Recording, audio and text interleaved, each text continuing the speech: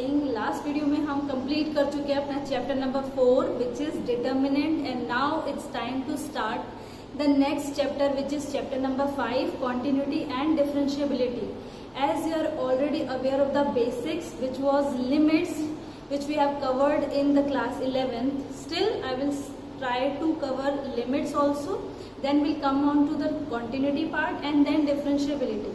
Actual में क्या होता है, मेट्रिसेस और डिटरमिनेंट जैसे वाले कुछ चैप्टर हम कई बार खुद से भी कर लेते हैं, इजी भी अपने को पढ़ते हैं, बट प्रॉब्लम आती है थोड़े से कंसेप्चुअल लर्निंग वाले या फिर थ्योरेटिकल वाले, तो ये उसी कैटेगरी में आता है. बट घबराने वाली बिल्कुल भी बात नहीं है. कॉन्टिन्यूटी डिफरेंशिएबिलिटी बहुत ही थोड़ा सा पार्ट आप लोगों को दिया है, एक बार में उसको समझेंगे, फिनिश करेंगे and jump on to the next chapter differentiation. Limit, continuity और डिफरेंशिएबिलिटी के फोबिया को आप बिल्कुल हटा सकते हैं ये वीडियो देखने के बाद. आई एश्योर यू कि लिमिट कॉन्टिन्यूटी कभी आपके लिए प्रॉब्लम रहेगा ही नहीं. So let's start the video.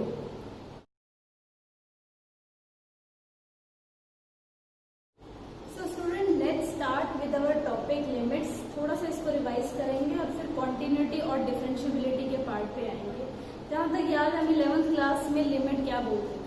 Limit समझने से पहले हमें ये देखना पड़ेगा कि फंक्शन की डिफाइननेस क्या होती है. When we can say my function is defined, when I can get every value of the function at every point of the domain. हर पॉइंट पे वैल्यू आनी चाहिए, शुड बी रियल. सो अगर लिमिट समझना है तो हमने लिमिट को समझने के लिए एक एग्जांपल, एक परफेक्ट एग्जांपल हम करते हैं. That let f(x) is equal to x² minus 4 divided by x minus 2. अगर इस फंक्शन को ध्यान से देखें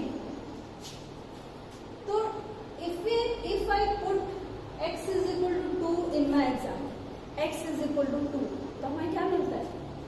When I put x is equal to 2 in this function, I will obviously get f of 2. मेरे पास क्या आएगा, 2 को पुट करा, 4 minus 4 will be 0 and 2 minus 2 would be 0. This is the undefined form.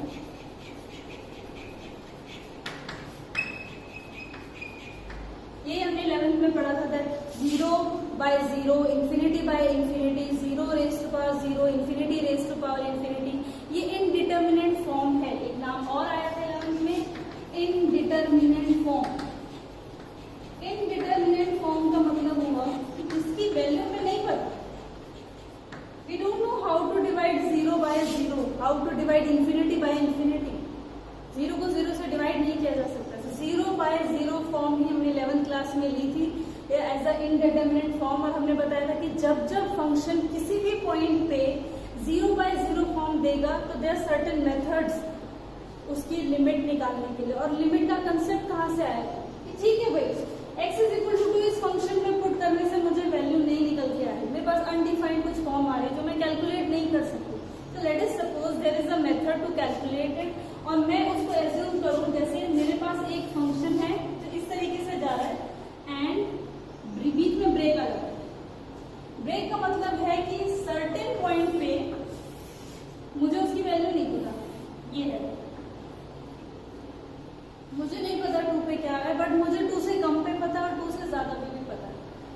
तभी जाके लिमिट का कंसेप्ट आया कि अगर मैं 2 से वेरी लेस पॉइंट, 2 से बहुत ही क्लोज वाला पॉइंट, जैसे स्टार्ट करते हैं 1 से, मान लीजिए 1 लिया और यहाँ 3 लिया, तो सबसे पहले मैं इसमें 1 पुट करके देखूं, फिर 1.1 पुट करके देखूं, फिर 1.2 पुट करके 1.9, 1.91, 1.92 और 1.99, 1.9999, लाइक ऐसा कोई नंबर जो 2 के बहुत क्लोज है. ऐसे कि 2.005 आ गया, 2.04 आ गया, 2.000001 आ गया.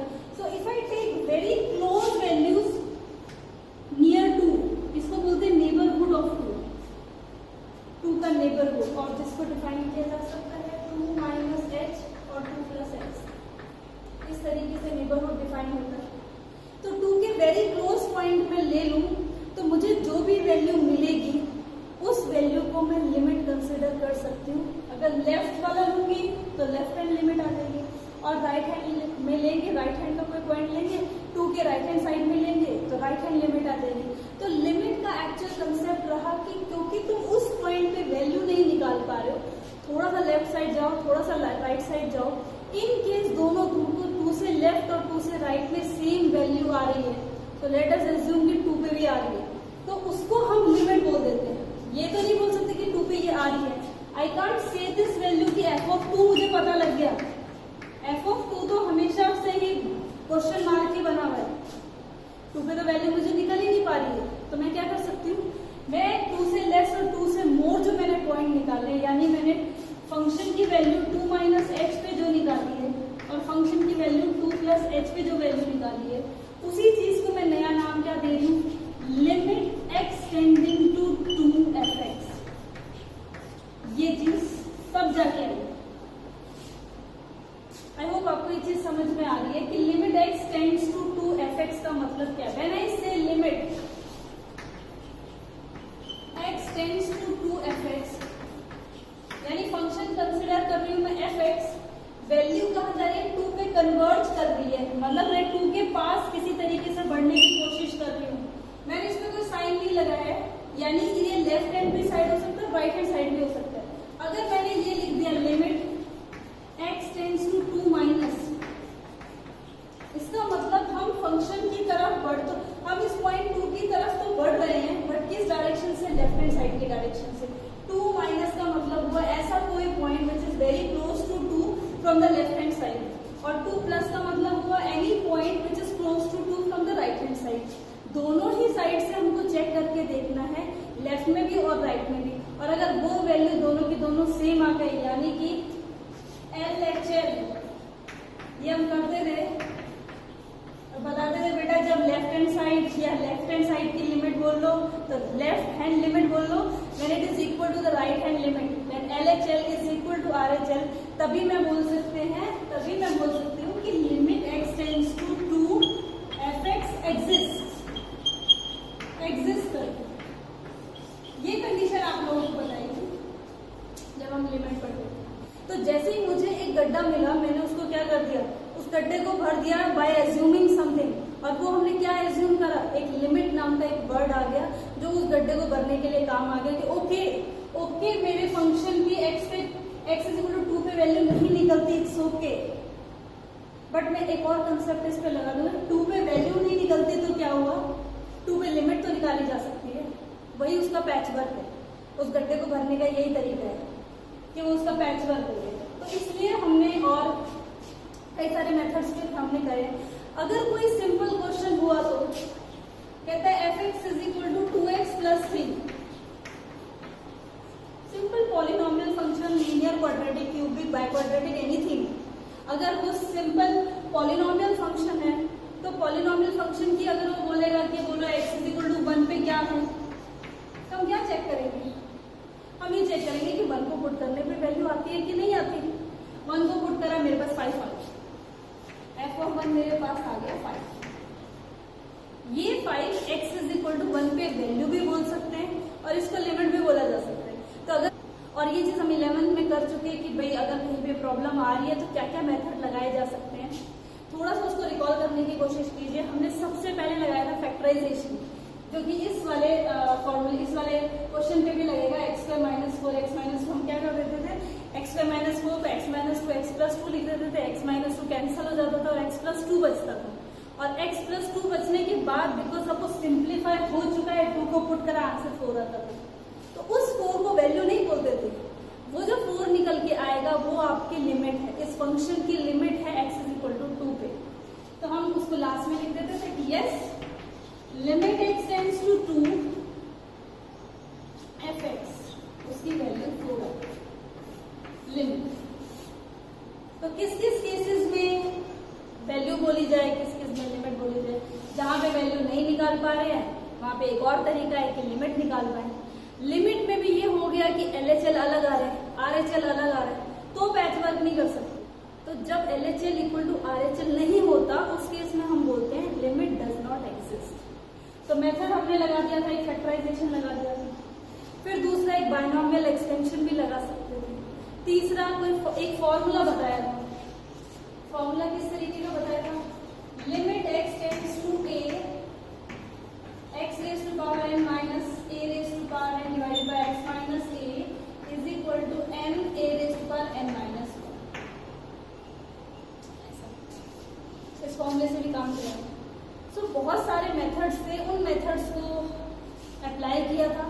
और वो अब भी अप्लाई करने हैं। क्यों मैं लिमिट का कंसेप्ट आपको दोबारा बता रही हूँ, क्योंकि क्वांटिटेटिव में वही सारी चीजें आएंगी, वही सारे मेथड है। तो एक बार 11th क्लास की बुक उठाइए और वो सारे एग्जाम्पल थोड़ा सा रिवाइज करके देखिए, काफी इजी थे। लिमिट निकालने का मतलब है वैल्यू नहीं निकल पाई भाई, जब वैल्यू नहीं निकली तो किसी और तरीके से जाना पड़ेगा। तरीका क्या है, थोड़ा सा कम और थोड़ा सा ज्यादा। जब थोड़े से कम की वैल्यू है और थोड़े से ज्यादा की वैल्यू है, वो अपने को बराबर चाहिए। जब वो वैल्यू बराबर है तो मान लो बीच की वैल्यू भी बराबर है। मान लो फट्टा यहाँ रखा हुआ है, यहाँ रखा हुआ है, बीच में गड्ढा है, भाई वही वाले बिल्कुल सेम साइज के फट्टे को भी बीच में लगा देंगे तो वॉक कर पाएंगे ना, ऐसे। तो ये कंसेप्ट लिमिट का था। अब नेक्स्ट आता है कॉन्टिन्यूटी का, तो चलिए अभी कंटिन्यू करते हैं।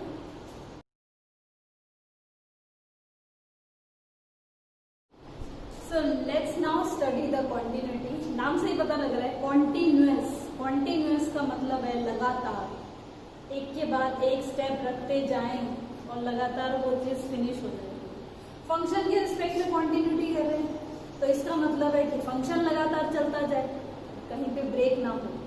ब्रेक इन द सेंस, एक लेमन लैंग्वेज में हम ऐसे बताते हैं कि कॉन्टिन्यूटी का बेसिक मतलब क्या है।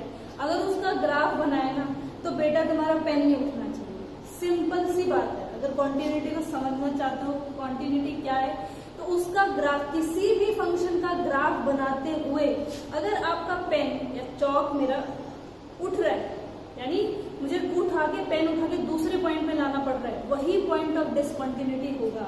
जैसे कि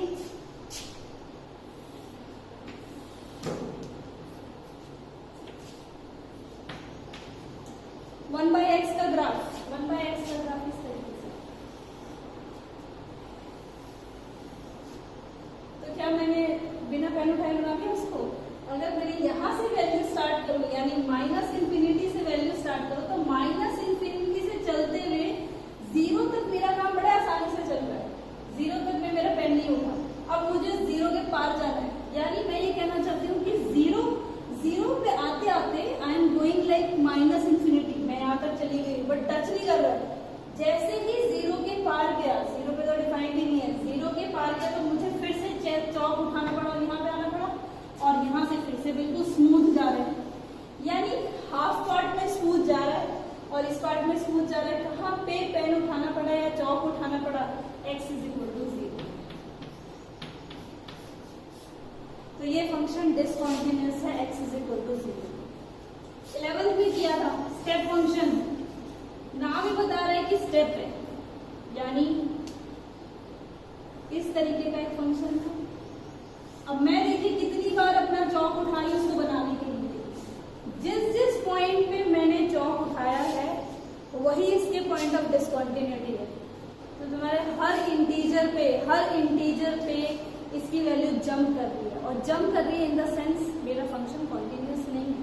मैं अभी आपको सिर्फ एक ग्राफ के मेथड से बता रही हूँ, इसका प्रॉपर मेथड है इसको पूरे को कैलकुलेट करने के लिए। तो हर क्वेश्चन में आपको ग्राफ नहीं बनाना पड़ेगा, बट अपने को पता होना चाहिए, अपने को ये चीज क्लियर होनी चाहिए कि कॉन्टिन्यूटी का वैसे मतलब क्या है। मैं पढ़ने जा रहा हूँ कोई चीज, कोई मेथड कर रहा हूँ, बट उसका एक्चुअल में मतलब क्या है।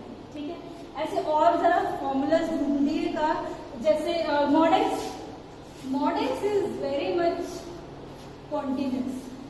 कहीं भी पेन नहीं उड़ा, भाई पेन चौक मेरा सीधा गया और बना दिया ग्राफ। ऐसे कोई कॉन्टिन्यूस फंक्शन हो सकता है, कांस्टेंट फंक्शन कॉन्टिन्यूस होते हैं, polynomial x square function continuous है, तो एक्स क्यूब फंक्शन कॉन्टिन्यूस। हर पॉइंट की तुमको वैल्यू मिल रही है, हर पॉइंट की। तो जब कोई बीच में कोई ऐसा हर्डल आ ही नहीं रहा, मुझे चौक उठाना ही नहीं पड़ रहा, that means we are like those are continuous function. और डिसकंटिन्यूस का मैंने आपको बता दिया। अब करते हैं कि इनको प्रूव कैसे करेंगे। So let us try to understand with this example. I have taken a break type of example. I have taken that it is giving 1 for all those values which are less than 0 and it is giving 2 for all those values which are greater than 0. अब quantity को हमको कैसे समझना है? जैसे अभी पहले किया था, पहले हमने बोला जिस पे पेन उठ गया वो पॉइंट ऑफ डिसकंटिन्यूटी है। पेन किस पे उठा है? पेन तो 0 पे उठा है, तो 0 पे डिसकंटिन्यूस है, हमको देखने पे ही पता लग जाना चाहिए। ठीक है, अब इसको जोड़ के देखते हैं पिछले वाले कंसेप्ट में लिमिट। क्या इसकी लिमिट एग्जिस्ट कर रही थी कि नहीं कर रही थी? तो हमने देखा कि जब हम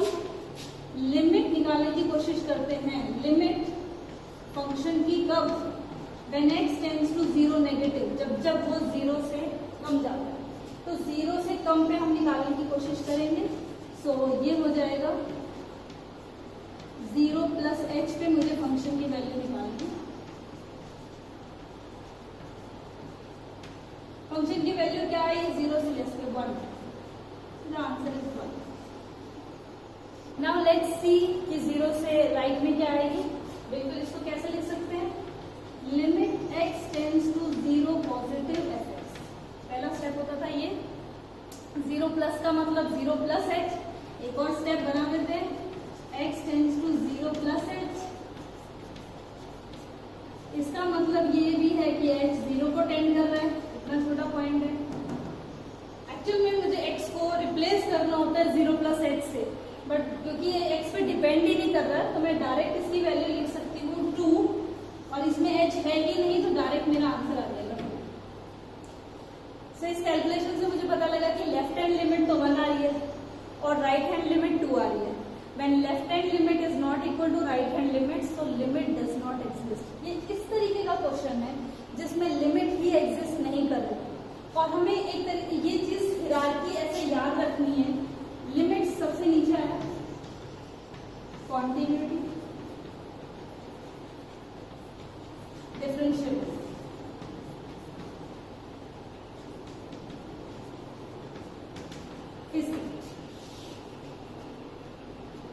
अगर लिमिट है, उसकी लिमिट एग्जिस्ट कर रही है तो कॉन्टिन्यूटी को चेक करना पड़ेगा।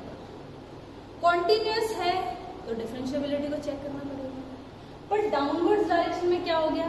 अगर वो फंक्शन डिफरेंशिएबल है तो कॉन्टिन्यूअस भी होगा और लिमिट भी एग्जिस्ट करेगी, और अगर कोई क्वेश्चन या कोई फंक्शन कॉन्टिन्यूअस होगा तो लिमिट भी एग्जिस्ट करेगी, क्योंकि अगर लिमिट एग्जिस्ट कर रही है तभी तो हम कॉन्टिन्यूअस की बात कर सकते हैं। तो इस क्वेश्चन में पहले तो मुझे पता लग गया था अपने एग्जाम्पल में कि फंक्शन कॉन्टिन्यूअस नहीं है, तो थोड़ा सा और डिगअप करके देखा तो पता लगा लिमिट ही नहीं है। तो जब भी लिमिट एग्जिस्ट नहीं कर रही तो कॉन्टिन्यूटी की बात ही नहीं कर सकते। ये एक तरीके से पिलर के जैसे, अगर स्टेप 1 होगा तो स्टेप 2 में जाना है, स्टेप 2 होगा तो स्टेप 3 में जा सकते हैं। कोई फंक्शन लिमिट उस फंक्शन की लिमिट ही एग्जिस्ट नहीं कर रही तो we can't think of continuity and differentiability, आगे सोच ही नहीं सकते। तो यहाँ पे कुछ मेरे को प्रॉब्लम आ रही थी कि भाई फंक्शन मेरा कॉन्टिन्यूअस नहीं आ रहा था। मैंने उसको चेक करके देखा तो वो स्टेप 1 ही वो स्टेप 1 पे फेल है। तो स्टेप 1 था कि LHL इक्वल टू RHL होना चाहिए सबसे पहले। तो हमारे केस में we can write it as LHL not equal to RHL। This implies limit does not exist, limit does not exist and at what point, ये जरूर लिखना है किस पॉइंट पे, x इज इक्वल टू 0 पे। This implies it is discontinuous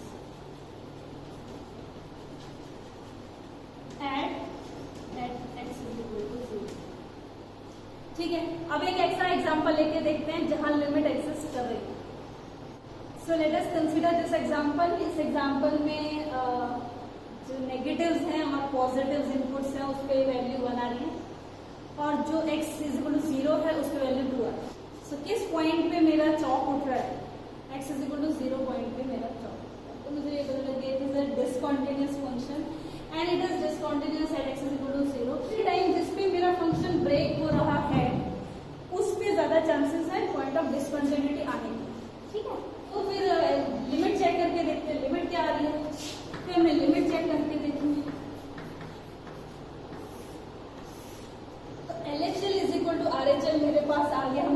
हमारे case में limit exist कर रही है। Yes, limit x tends to 0 of this function exist, limit exist कर रही है। तो क्या ऐसी कंडीशन हो गई जिसकी वजह से मेरा फंक्शन डिसकंटिन्यूअस हो गया? ऐसी कौन सी चीज है? जरूर LHL और RHL के आगे भी एक चीज है जो उसको कॉन्टिन्यूअस बनाती है। मुझे गड्ढा तो भरना था, बट अगर गलत तरीके से भी भरा जाएगा, यानी पैच वर्क जो मुझे करना है वो गलत डायरेक्शन में पैच वर्क होएगा तो पैच वर्क नहीं माना जाएगा। रोड बिल्कुल स्मूथली चल रहा है, यहाँ पे इस वाले ब्लैंक पार्ट को नहीं भरा गया और उसकी जगह पे मैंने कुछ और डिफाइन कर दिया, वो पैच वर्क कहीं और कर दिया, और फिर यहाँ पे भी कॉन्टिन्यूअस है।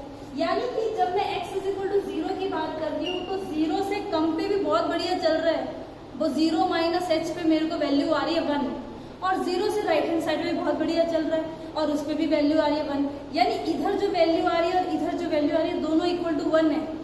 तो मुझे क्या कर लेना चाहिए था, मेरे फंक्शन की वैल्यू भी 1 ही होनी चाहिए थी इसके अंदर।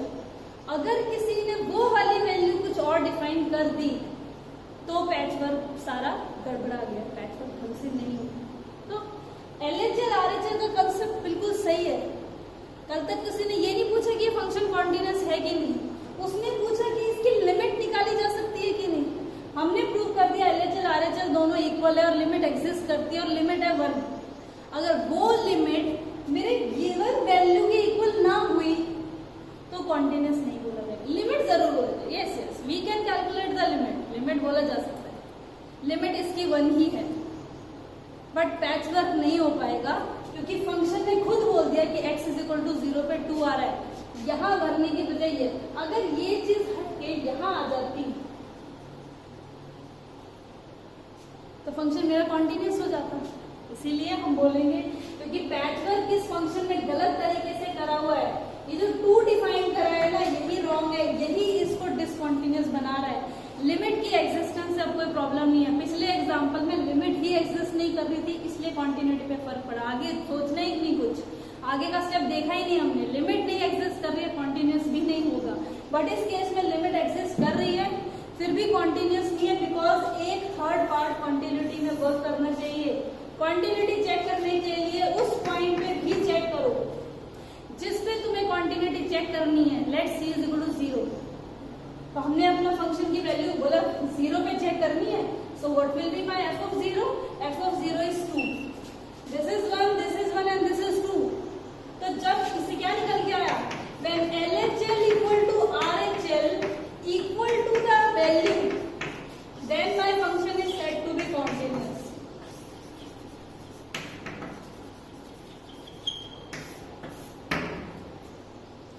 तभी बोला जा सकता है कॉन्टिन्यूअस। तो 3 फैक्टर, जो 2 फैक्टर 11th क्लास में थे, बस उसको ये तीसरा फैक्टर क्यों आया, मैं जैसे यही समझाने की कोशिश कर रही हूँ कि f of c की जरूरत क्या पड़ी।